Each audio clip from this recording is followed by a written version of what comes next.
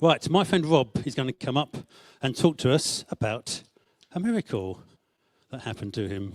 Okay, on that side, cool. Just make sure you're in front of the camera, Rob. Stand in front of the. Hello. Hi there.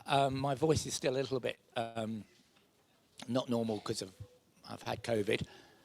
Can you hear me? Yeah. I'm not very good at this.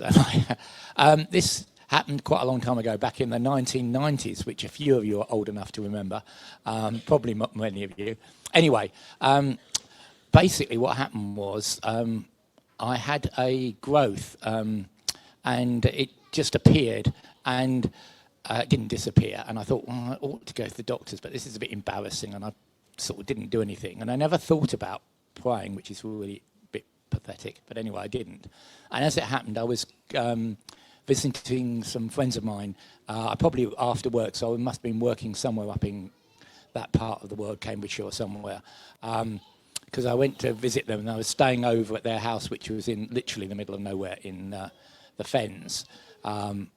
You know, if you in those days you could, if you Googled or whatever it was then their address, you got a green square and a red circle for their house, and there was no road in sight. They were well over a mile from the nearest public road. Anyway, I went to bed there, and I was thinking, I really ought to pray about this thing. So I prayed about the growth and went to sleep. And when I woke up in the morning, it had vanished, and there was no sign that it had ever been there. That's it, basically.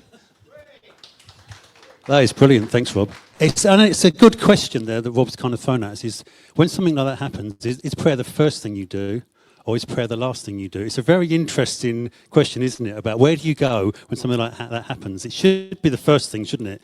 But it's often the last thing.